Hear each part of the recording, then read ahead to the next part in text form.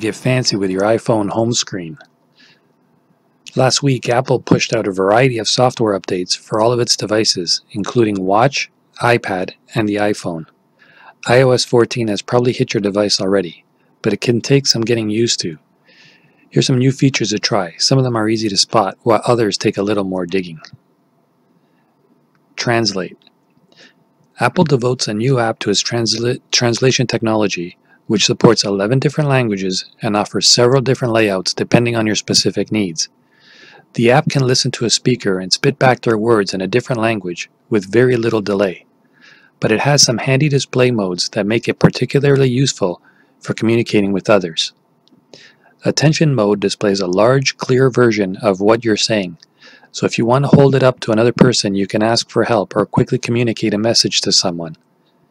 Conversation mode allows two speakers to talk in real time with their translated words appearing on their respective half of the screen. The translations typically take place in the cloud, but you can download specific languages directly to your device and get access to all the features in those languages without a connection. That could come in extremely handy if you're traveling and can't rely on a steady signal. I've had it crash a few times this week, mostly when switching between modes, but the actual translation seems quick and mostly accurate. Home screen widgets. The Today view in iOS is a handy pre-existing feature that allows you to get snapshots of what's going on in your various apps. You access it by simply swiping right while you're on the home screen to reveal a stream of information-packed widgets. If you're not using it all the time, however, it's easy to forget that it exists. In iOS 14, those widgets are making their way directly to the home screen, so you can start your information bombardment as soon as you've unlocked a device.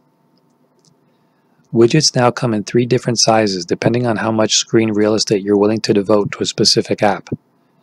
You can pursue the widget options from your specific apps via the widget gallery.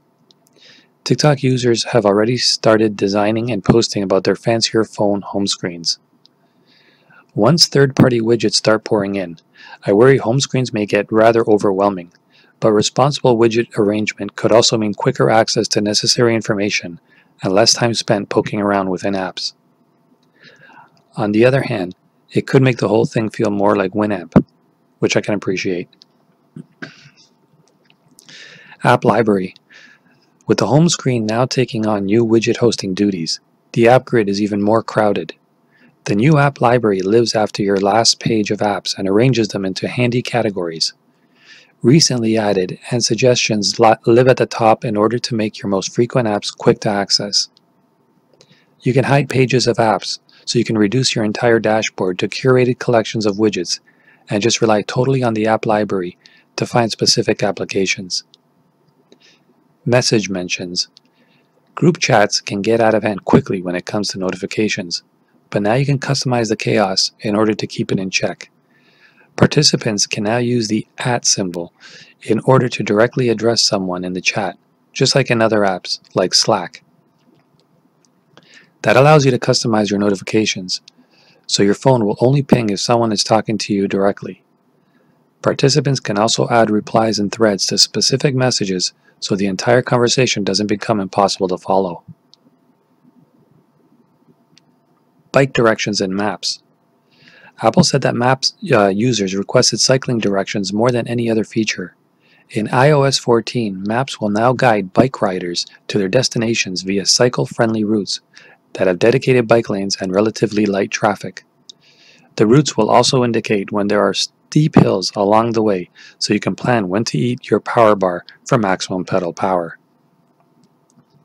Right now, the directions are only available in a handful of cities like New York and San Fran, but Apple says it's planning to roll them out to more places soon. Adaptive lighting. Automation has motivated a huge chunk of the home updates in iOS 14. The adaptive lighting update allows compatible light bulbs to automatically change their color throughout the day. So if you want bright white light in the afternoon and warmer, more mellow light in the evening, a simple automation can do that for you without having to think about it. Plenty of other platforms allow you to create routines like this, but this is the kind of simple thing that home has been conspicuously missing. App clips. Abandoned apps that you use once and then abandon tend to clutter up your device and go out of date. App clips are designed to alleviate that problem. Users can access app clips in a wide variety of ways, including scanning a redesigned QR code, tapping an NFC-enabled beacon, or clicking a link from Maps, Safari, or Messages. Each clip must be under 10 megs and doesn't add itself to your home screen like a full app. They're designed for one-off circumstances, like if you're paying to rent a scooter or make some other kind of microtransaction. Once users are typically relying on 5G speeds, those 10 megabits downloads will seem almost instantaneous. Privacy labels in the App Store. Soon, each app in the App Store will have a simplified label that indicates what kind of data the software will collect about you and whether or not the developer plans to share it with others. It will also let you know if the data collected will be anonymous or directly linked to your identity. This will likely be one of the more controversial updates, but if it's done correctly, it could give users a much better picture of how much personal info they're giving up every time they download a new app. Recording indicator. A simple dot in the top right corner of the screen now indicates when the camera or microphone is recording you. Many conspiracy theories claim that apps consistently listen and watch in the background to target you with ads, but now Apple will let you know for sure when something is recording. It's hardly noticeable when you're using it in everyday life, but I look forward to a time when the dot shows up and I have no idea why, and it makes me paranoid forever. Separate focus and exposure controls in the camera app. Apple's camera hardware has been great for years, but the stock camera app is overly simplistic. Now it offers more manual controls, including the ability to lock the focus in one spot and the exposure metering in another. That makes shots like silhouettes of dark shapes in front of dramatic sunsets much easier to execute. It's a simple upgrade, but for photo nerds like me, it's a notable one. Tap the back to launch. As part of the accessibility additions in iOS 14, users can now tap on the back of the phone. You can use 2 or 3 taps in order to perform certain actions. For instance, you can map 3 taps on the back of the device to take a screenshot.